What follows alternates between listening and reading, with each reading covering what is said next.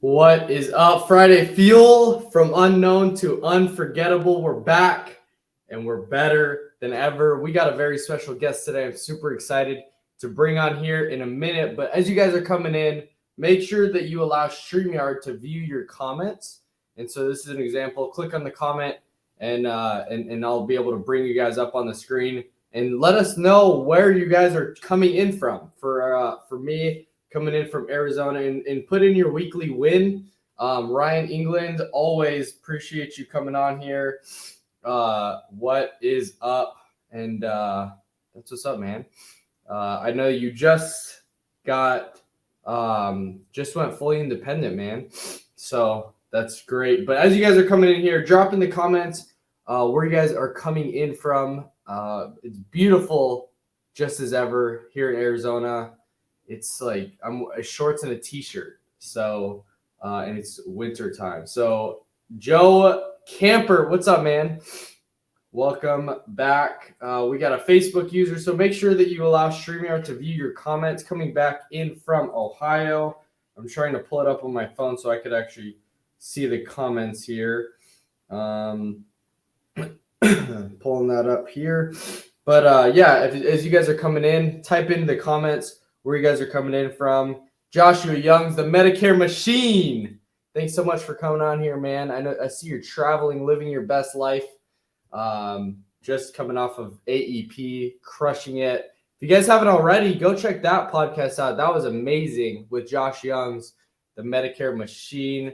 Coming in from Texas, Facebook user. Appreciate you coming on here.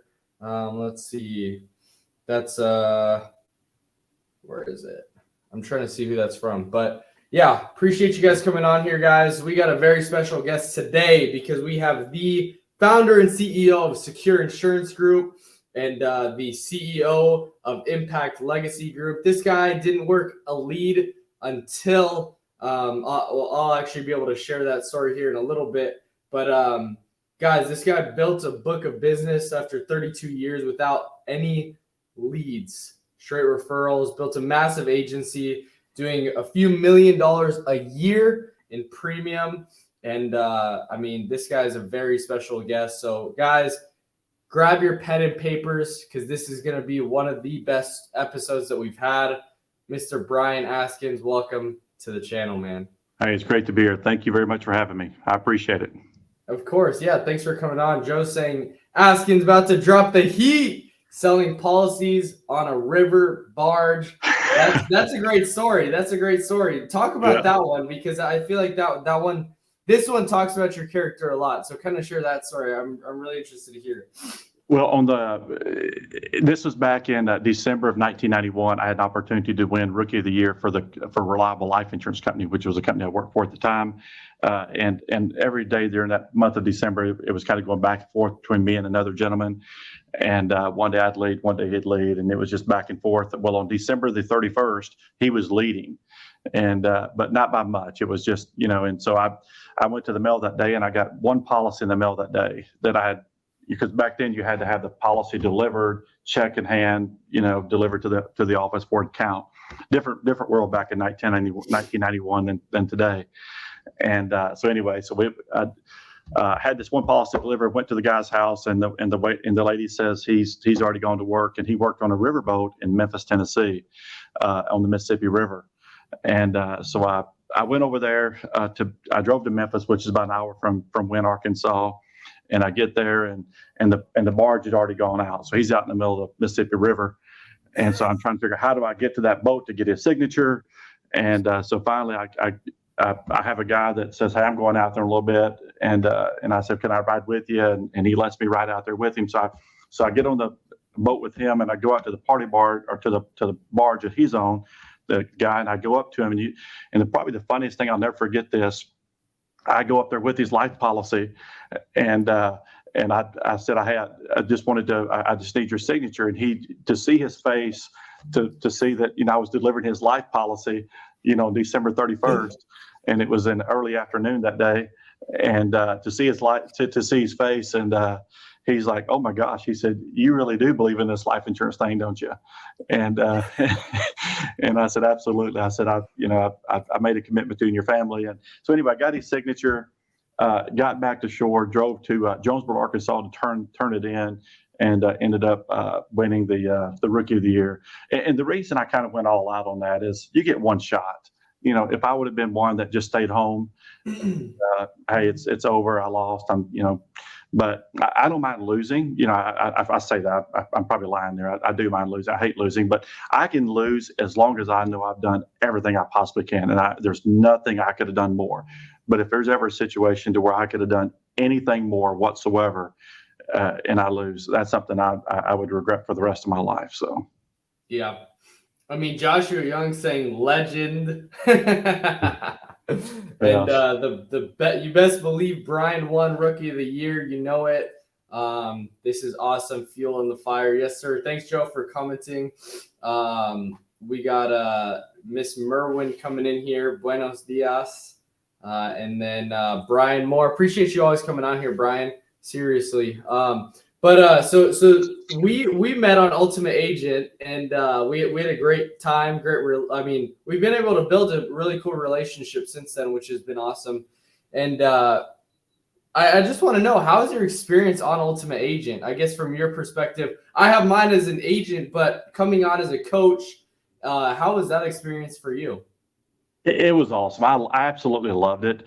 It was something different for me, and I ended up working with Johnny more than probably any other contestants.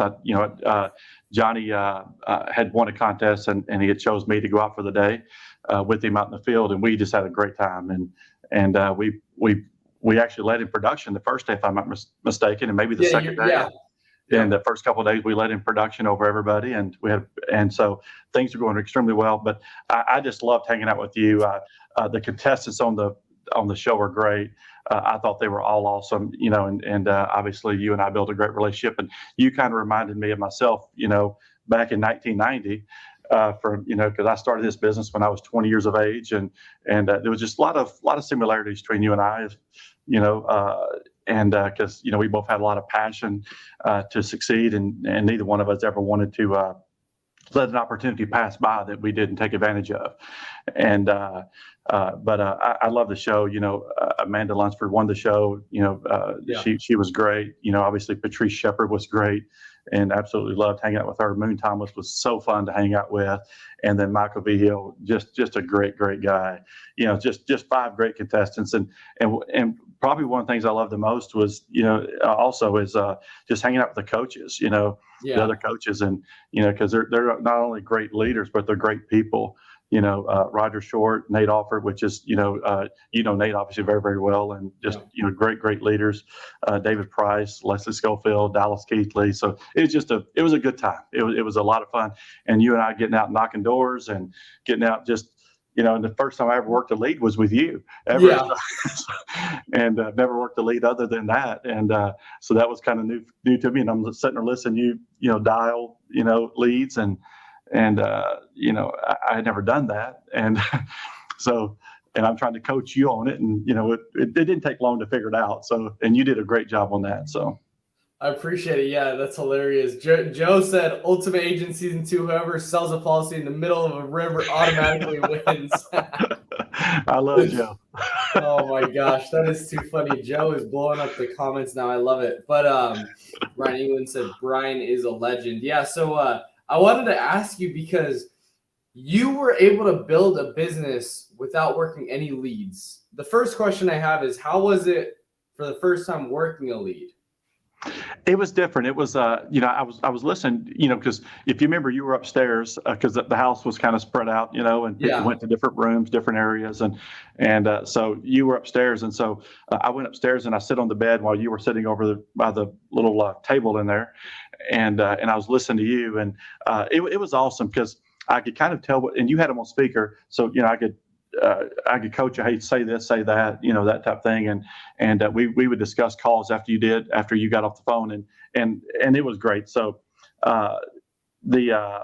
I've never worked leads in the past. I've always done it differently. But we got a lot of agents who work leads who are just tremendously successful working leads. And so I got nothing against leads at all. I just prefer to do it a different way. But yeah. Guys, if you have any questions for Mr. Brian, drop it in the comments, because Joe has a great question here. Would love to if you could talk about how you've created an amazing network or circle that has allowed you to never work leads or not have to. Absolutely. So a couple of things that I did. After 24 years in corporate America, now when I started the insurance business, I started with Reliable Life, which I mentioned earlier, back in April of 1990, and I was with them until April of 1997. And during that time period, I ran a debit route. So I didn't have to work leads because, I ran a debit route to where you went home to home. So if you sold a house, you went the next day or next month and collected them, and the next month and next month and next month. You went back to every single house and collected the premiums, and you did that. And so when I started the book, when I took over the book, it was there was like, and I don't remember the exact number, 120, 130 clients on the books, and then homes I had stopped, and then when I after 7 years, it was thousands of clients on the book, so it became very difficult to collect everybody. Because we'd grown the book. I'd grown the book quite a bit, and but so then they would always have you'd always cross-sell them month to month, because you became friends, you became family, you attended their funerals, you saw them every single month, and then they would always have neighbors over, friends over, family over, those type of things, and they would always introduce you, and so it was just it was an easy deal back then. And I thought it was easy just because I was always in front of people. And then I went to work for Mutual of Omaha, and I did that for 24 years. And 17 of those 24, I was with Mutual for 17 years. I apologize. And but for 14 of those 17 years, I was a general manager and grew an agency there. And then April of 2014 is when I started Secure Insurance Group. And when I started Secure, when you go from the income I had at Mutual down to starting an agency to where you go to a zero income, I started producing a lot. And so I just basically created a Medicare seminar process, the PowerPoint, the pieces, the contacted mail companies. I mean, I got it all going, and so for a while there, I did Medicare seminars in Springfield, Southwest Missouri, St. Louis, and Kansas City, and each month I was in one of those different doing Medicare seminars, and built a pretty good sized book doing Medicare seminars. But then also one day, a buddy and I were sitting there talking, and his name is David, and we were talking about starting a referral group, because I thought about joining BNI or MOB, and those are great organizations, but I just wanted to start my own. Yeah. And so we did, and we started out, had 3 people there. Then next month 4, or the next week 4, next week 5, next week 6, and now we've got about 25 or 30 people in our group, and that's just been an absolute game changer. So so. Obviously, the Medicare seminars was one piece. The referral group, which is by far one of the best things I've ever started, and then the third thing is just referrals. And referrals, people, they're so easy, and there's so many people on this call today that they're very, very, very successful at getting referrals. You mentioned Joshua Youngs; he gets several a year. He's a monster at it. Several a day. And I know Joe Kemper gets several a day. I know those guys are just killing it in the referral game. Well, and I get a ton of referrals also. But the reason we get referrals, it's not that we're any better than anyone else. That's not the case. It's just that when you go above and beyond for a client, like for example in Medicare, we do a lot of Medicare. When they need to be enrolled in Medicare, I don't tell them to call Social Security. I enroll them in Medicare. If they need to be enrolled in Social Security, I don't tell them to call. I enroll them in Social Security. I do those things that doesn't pay anything, but it builds those relationships. And they start looking at me for everything, all their insurance things, anything they have to do with Medicare, Social Security, anything whatsoever. And but it's all about building those relationships, and you become a lot of people that there's a lot of agents out there that, they don't do annual reviews with their clients, but that's just that relationship chance. But the reason that, I've been able to grow from to run an agency, the size of that Secure's been, and also, produce at the level I've been producing at, is you got to have some systems and processes, but you also got to have assistance.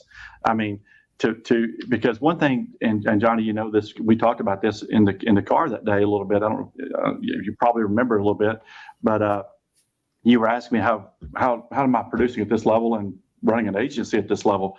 Well, it's all about, guys, it's not just a policy here and there. Like, this guy is probably out producing like 95% of everybody on this call. And but the reason is it's all about assistance, but we've all heard this term, revenue generating activities, and so we all have, and so we all got to take a deep look at, if we want to be successful, we want to take this thing to the next level, you got to take a deep look at yourself. How much of your activities is revenue generating activities? And because that's where it's really all at. Because what you really got to think about is that, you know, like, and Joshua Youngs could tell you this, you know, if every time we had a problem, you know, with Humana or United Healthcare, you know, Wellcare, whoever it is, and you call one of those carriers to fix a client issue, you know, you can be on the phone 2 hours easily.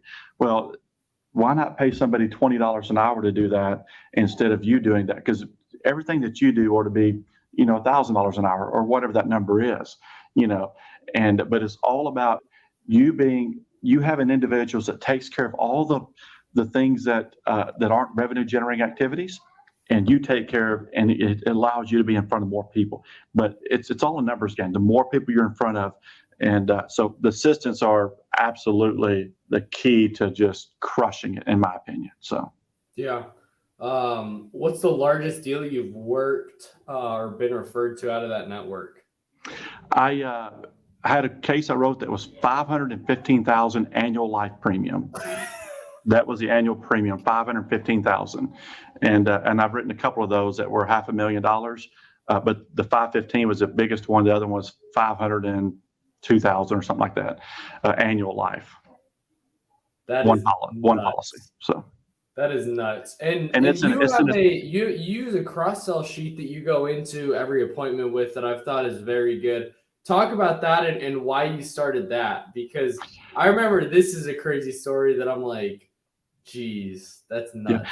So I was sitting with the client. This was a few years back. Sitting with the client, and we were reviewing his prescription drug plan. And during that prescription drug plan review, we were done, and he needed to stay on the same plan. We were just sitting there talking for a second, and we started talking about annuities. And he says, Brian, Brian, don't tell me you sell annuities. Don't tell me you sell annuities. And I said, I do. He said, Brian, why didn't you tell me you did? I said, did you buy an annuity recently? He said, yeah. And I said, when did you buy it? He said, about 4 months ago. And he said, Brian, he said, if you would have told me, I'd have done it through you. He said, can I give you, and this guy's a business owner here in town. And he said, can I give you some advice? And I said, absolutely. And this guy's a very successful business owner. And he said, if you want people to do business with you, you got to let them know what you do.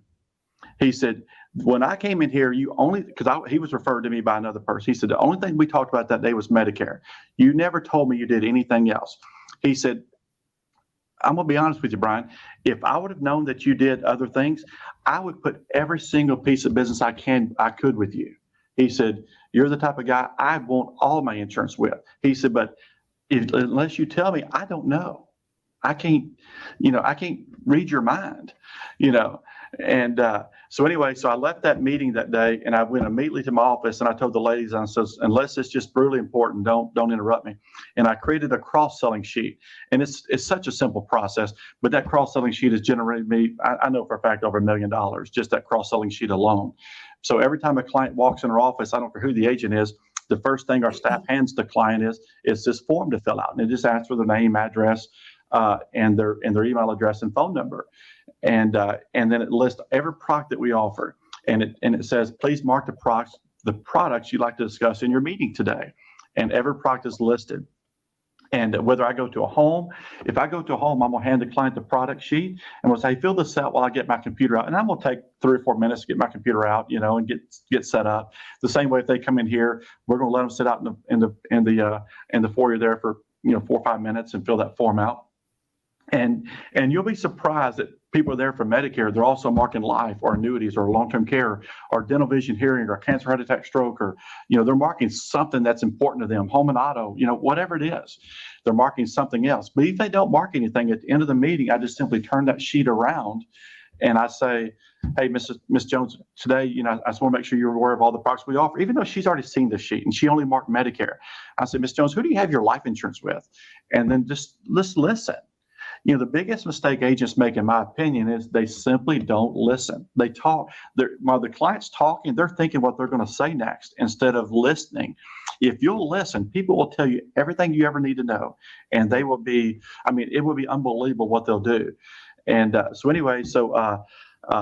sheet has been an absolute game changer. And then something else, Johnny, just since we're kind of on this cross-selling, every form that we use, like the Medicare, if I'm selling a Medicare supplement or Medicare, I'm filling out a Medicare supplement and Medicare Advantage form both, because people get those confused. I'm filling the forms out which describes them, but on each sheet at the bottom on the Medicare supplement, there's dental, vision, hearing.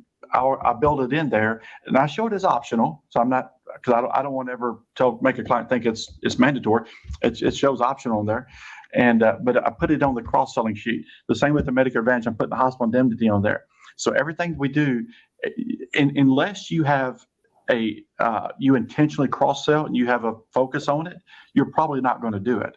But that's why every form that you use, everything that you do, every process you have needs to have a cross-selling intent to it. That is so good, because then those cross-sells, you could easily double your income just by that, especially doing that. And then real quick question. I remember you said, can I just ask how much it was, the annuity?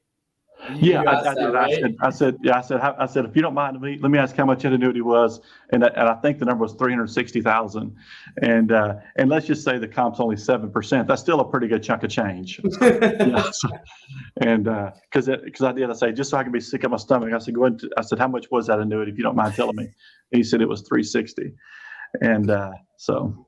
Yeah, I remember that was. I couldn't stop laughing after that, and we're just driving in the car.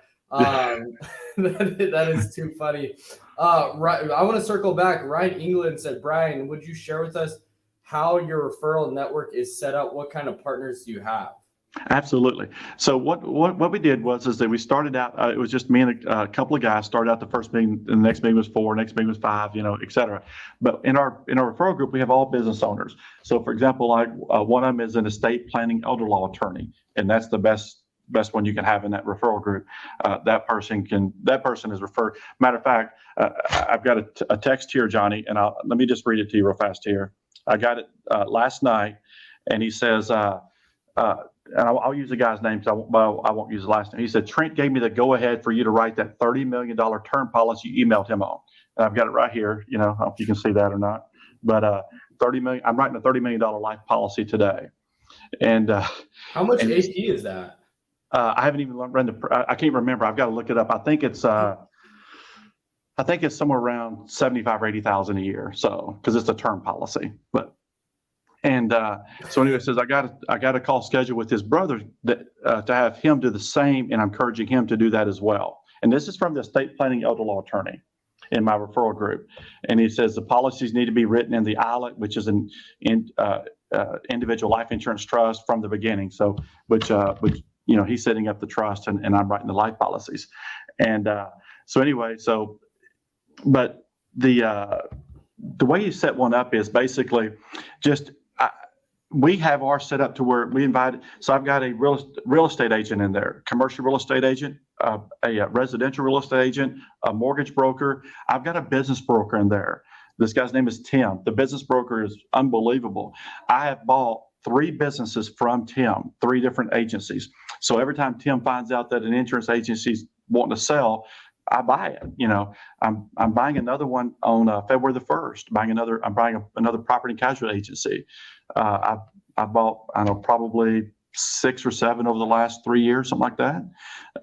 Continue to buy agencies, and most of them I get from Tim, which he's a business broker. He helps people buy and sell businesses. And then we've got even we got a person in our group that they clean houses. but we refer them a lot, and they refer us a lot. We got a person in there it's a handyman. He owns he's basically a handyman, and we got a person there that is in construction business. We got a person there. It's just every different industry you can just about name. We've got somebody in that. We've got an accountant in there.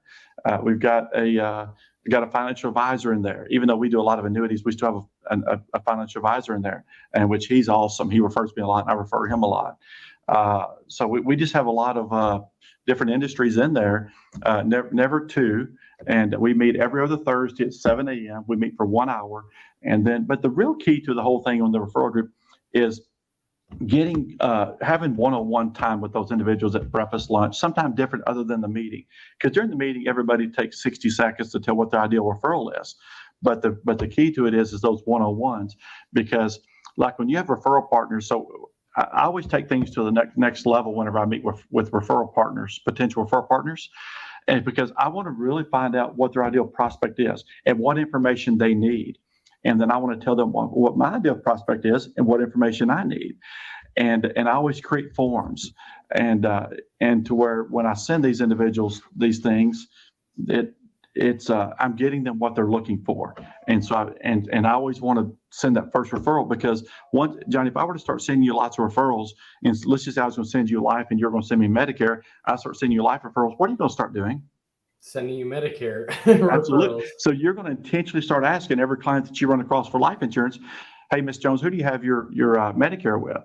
I've got a buddy that does that, and he's one of the best in the industry. Would it be okay if he contacted you? And so people start having those conversations. So like even if a person doesn't sell property and casualty, you should still have those property and casualty referral partners out there. So yeah, and I took a nugget from you when you were talking. It was either, I think it was on the show, or maybe you were talking to me about it individually, but you said if you're ever wanting to build a referral partner, send them a lot of referrals right away.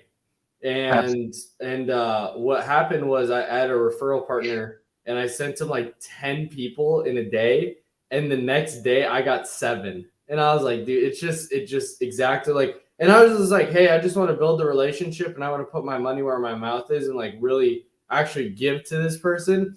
And all of a sudden, it's one of those things that they start flooding it towards you too. Well, and that's where you got to be intentional. You have to have the processes to do it. And so, for example, like one of the things is most of the time when people meet about being referral partners, there's always just conversation, but nothing ever happens because everybody's always wanting something rather than giving something. But when you give, you're going to receive, and so it's just you've got to be intentional about it. So, for example, there's probably a lot of people in this call that don't do property and casualty. I know Joe Camper's the best at property and casualty, but a lot of people probably don't. But you still need that.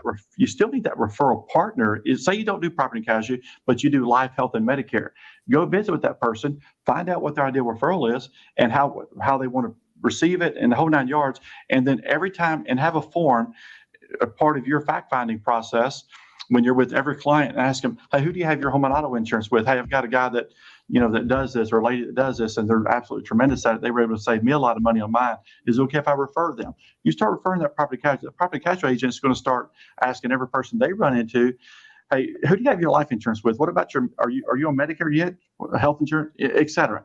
And you help, and you create the form for them to use. And then that's how that process starts going. But it can be a beautiful world with referral partners and networking. So, yeah, that is crazy. Somebody asked, "Is this a BNI group?" Do you know what that is? It's the same thing. Business BNI is Business Network International, and like I mentioned, BNI is a great organization. The same thing as MOB, Masterminds of Business, great organization. I just didn't want to be Johnny, I'm a control freak, and I like to run my own. And so I want to start my own. I want my own, we don't have dues. I say we don't. Everybody pays one time a year to help pay for the website that we have. But everybody pays for their own breakfast, and to where, and if a person's not participating in referrals, we kick them out, and so I just didn't want to have mob or BNI controlling us. I just want to control it our own, and it's been just a wonderful ride. So yeah, great stuff. Referrals make life easy. Totally agree. Let me ask you this. So when did you make the transition to Medicare, and when would it be right or appropriate for somebody in the life space to transition to Medicare? Well, when I was at Mutual of Omaha, the agency that I was a general manager of, we were by far the number one producing Medicare agency in the entire company, and so I led a workforce that, an agent force that we more than doubled the second closest Medicare agency in the company, and because we focused a lot on Medicare, and so then when I became independent in February of 2014, after 17 years with Mutual, I immediately started doing Medicare seminars, and so I started immediately. So, but to answer your question on when somebody should start it, I'll give you a quick example. Right now, we're in the process, and I'll just use one example. We're in the process of merging right now with Advanced Team Partners, and so they've been only a simplified life agency. That's what they've done. So I was talking to one of their agents, and this was in, I don't know, August, September, something like that. And I said, how many clients do you have? And she says 800 final expense clients or simplified life clients. And that's, well, how many of those are on Medicare? And she said, I think she said probably 75, 80%. I don't remember the exact percentage, but it was somewhere, it was a pretty high number. And she says, can I do this? Well, she sold 60 cases during AEP, and 60 is not a lot, it's not a ton. But for her first AEP, just getting into it, trying to, figure out Medicare, that's pretty good. It's not bad. And so 60 in basically a 7-week period. And so she was selling, pretty close to 10 a week. And so now I had a call with her yesterday. She's really wanting to turn up the volume now. And now she's got a process to go to talk to all 800 of her clients, or the ones that are on Medicare. Let's just say 600 on Medicare, all 600 of them during OEP to start talking about Medicare. And then if she doesn't get them this year, she's got a process to start for AEP. So we worked through an entire process yesterday with her. But if the hardest thing to do is get in front of a client. Can we all agree on that? That's you can't have a sell unless you get in front of the client, whether that in front of the clients by a Zoom, by a phone, in person. You've got to get in front of the client before a sell can be made, right? Yeah. So that's the hardest thing. And so once you're in front of a client, just take advantage of that every opportunity you have. And that's where the cross-selling comes in. That's where, the relationship, that's where you start setting that. And so with this lady, she is actually, she's getting back in front of her final expense clients and her mortgage protection clients, simplified life clients. She's getting back in front of them, and she's seen how easy it is to do the Medicare because she's already in the house, with the life. So, yeah. So I would say immediately, anybody who is, I do want to share one more thing with you, real quick, Johnny, and this is so important. I had an agent, and this was not long ago, asked me, how much money can I make in Medicare? And so I said, okay, I'm going to prepare something for you. I prepared. I've got the document here. I show it on the screen now, but I've got, so anyway, so if an agent sold 10 Medicare Advantage plans, and I'm not counting supplements, I'm not counting prescription drug plans, I'm not counting any cross-selling, just 10 Medicare Advantage plans a month. And they did that for 10 years.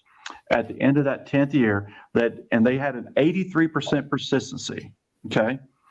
83% persistency. So if they sold 120, they kept 100, okay, which you're going to keep, like. You keep 99. it's probably 99%, but I did 83% just for easy math. And at the end of that 10th year, on that 10th year, you made $524,000, but you made $2.7 million over the first 10 years. But it's all about consistency and persistency. So. Yeah, that's good stuff. Another question that I have is what kind of characteristics do new agents that are coming into the business that are successful have? I think the biggest thing is that in my opinion, the most the thing that people need more than anything is a creative mind. Okay, so I'm gonna go to two people on this call here, and I'm gonna kind of give you examples here. Joshua Youngs, very creative, very creative. He has Medicare Peace of Mind. He's called the Medicare Machine. He thinks outside the box at all times. Okay, he's always thinking outside the box. Joe Campert, I'll use him. Yep. He is always thinking outside the box, and he's not just sitting back waiting for things to happen. He's making things happen. He's putting himself out there, making things happen. And so I think a new agent, when you come in, you've got to be creative. You got to think of ways that you can get in front of clients. You got to, you can have all the mentors and get ideas from them, but everybody's different. What works for me may not work for you. Exactly. Now, like when a person comes in, I want them to be, my daughter just started in the business about 4 months ago, and she lives in Kansas City, and is she writing business? She's writing business. Really? That's crazy. So she just started in business about 4 months ago, and she's running Medicare seminars. And she's crushing it. She's having a blast, and she wishes she had done this insurance thing a long time ago. And because she did coaching for a while, college basketball coaching, and there was just no money in it unless you got in one of the big D1 schools, and but she's loving it, crushing it. But it's all about being creative and thinking of ways to get in front of clients. And so like me, when I started Secure, I immediately developed a Medicare seminar program. I immediately started that referral group. I immediately after that guy did, I've created that cross-selling sheet, and then I realized the importance of cross-selling. So every form I have is now based on cross-selling. So everything's got, you got to have a system, but you got to be creative. You got to think outside the box. You cannot be just traditional and you've got to, because we all have, but at all times, we've got an agent that goes to a lot of like food banks and places like that, and just there's so much opportunity. You've got to get creative and think outside the box, and you can write all the business that you can. This is the greatest business in the world. I mean, this is an unbelievable business. So yeah, I totally agree. You've accomplished such crazy things already. What are some of the goals that you have for Impact Legacy? Like, what are some of the dreams and visions for that? So one of the things is that we've done a lot. We've got a long way to go. There's always room for improvement, and we're trying to improve every day. There's always room for improvement. If you ever get to where there's not, then you're going to become stagnant, and people are going to leave you behind. But some of my goals is I truly want to build one of the best, if not the best, FMOs, uplines in the entire industry. And what I mean by that is have every tool, every resource, every training, every process, every procedure that an agent could ever dream of wanting to be a part of, and extremely liberal on compensation, because I just believe that and I love the independent world. I was in the career captive world for 24 years, but I'm just telling you, independent worlds, you own your own business, to where the career captive world, somebody else owns your business. Yeah. So I love the independent world. I love the idea that, if something, you can sell your book of business in the future. I love all those type things about the independent world. But the independent world is to me the greatest part of the insurance industry. But some of my goals is just to create a place that people can be, to where they have pride in the outfit and confidence in the leadership, to where they can I don't care if they want to do Medicare, they want to do life, they want to do health, they want to do annuities, they want to do all the ancillary products, they want to do group health, they want to do employee benefits. It doesn't matter what they want to do. We have it all, and that's what I love about it, is because there's nobody that we can't help and support, any agent that wants to come and does, period. And so that's what I love. And we've got some tremendously great things to be rolling out this year. I mean, crazy awesome things. And so just building a place that people can excel in and can truly hit their true potential. And truly live, to where they have they can make an impact on their lives, their family's life, but also on the lives of others, and they can leave a legacy. To me, it's all about leaving a legacy. My whole family's in this business, and the entire family is. So, yeah, I totally agree. And what are your personal goals and visions? Because I know that I'm assuming I think you just got out of the field, or are you still in the field? I'm transitioning out of the field. I'm still doing, still writing some, like I'm writing this larger life case today. I wrote 3 life cases yesterday. So I still do those from the referrals. But the Medicare, I just brought on my best friend. He moved from Illinois to Springfield to help me, and he moved here in late September, early October. And so he was here the entire AEP. So he's running all of my appointments, clients, and I've been able to train him over the last few months. And he's been doing it for a while, but we did some additional training, and he's just done a phenomenal job, and that's freed me up to start doing some other things here. So, because I really want to work. We've all heard this slogan in the past. I really want to work, on the business instead of in the business, and because when I was with Mutual of Omaha, I took over an agency that was ranked 49 out of 51, and then 10 years later, we were the number 1 agency in the entire company, and we had broken every production record there was back then. But I wasn't working in the business. I was working on the business. I wasn't producing it. I was just leading the agency. Yeah. And that's what I want to do here but I didn't mean to produce at the level I did, and for the time period I did. But once you start doing it, it's hard to stop. And but I did bring on Mike, which is just tremendous guy, and he's going to help free me up from that into where I can build impact. So that's awesome. And as we kind of finish off here, what's a piece of advice to a new agent or struggling agent that you could give? The biggest thing I tell you is, to me, I love the residual income of this. I love the residual income of this business, and so now just me again. There's some crazy successful people even on this call and in this industry, and you ask them, you'll get a lot of different answers. But I love the residual income. So I love the income that Medicare provides. I love the income that the residual income that property and casualty provides. I sell a ton of life insurance. Life insurance doesn't have the residual income effect, as much.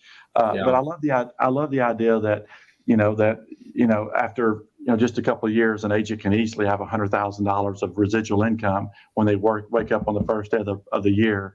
They've got $100,000 coming in, or $200,000. I got a text from an agent yesterday, and he thanked us for just helping him. But his revenue went from 300 and I don't have the exact numbers from it, 375,000 in 2021 to where it was 997,000 in 2022. So he almost tripled his production. And so I kind of joked with him on the text back, because he was thanking me for some help I'd given him, and helping him so forth, and just leadership and all that. And so on the text back, and I said, how in the world did you not finish that last $3,000 to get to $1 million? But I was joking with him, obviously. But still though, oh my gosh, tripling like that. I got the text. Was he a life guy going into Medicare, or what happened, or was it? No, he's a Medicare agent that started selling annuities. Oh, okay. Yeah, he added annuities to his portfolio. And he started building a team. He brought on some LOA agents. So 2 things that really changed his world is when we started talking about the LOA program for him to do that, and we started adding cross-selling, but also mainly the cross-selling was the annuities. But he wasn't selling, the hospital indemnities and life insurance, and he still doesn't sell a ton of that. He sells a little bit, but the real cross-selling opportunity he's done is the annuities, and that's just it's increased his revenue drastically. But I got that text yesterday. That's insane. And this year he'll probably do 1.6, 1.7, and he may even push 2. I don't know, but and it's an individual guy that has just a couple of LOAs, just a small handful of LOAs. That's nuts. Well, guys, that's what's possible in this industry. And so, Mr. Brian, want to thank you for your time coming on here, because I really believe everybody who watched this seriously gained a lot of value from it. So I really appreciate you coming on, guys. And you guys coming on. This show wouldn't be possible if you guys didn't come on, ask questions. So Brian, I always appreciate you coming on. Ryan, always. The Medicare Machine, Joe. We got my mom coming in here. But it's appreciate you guys coming on. So every single Friday, 10 a.m. Eastern, 7 a.m. Pacific time, we're going to be coming live every single time. And we got some very, very, very big names coming up. Keep on the lookout. But guys, appreciate you. Mr. Brian, thank you so much for coming on here, and make it a great Friday. Happy Friday. Thank you, Johnny. Have a great weekend, buddy.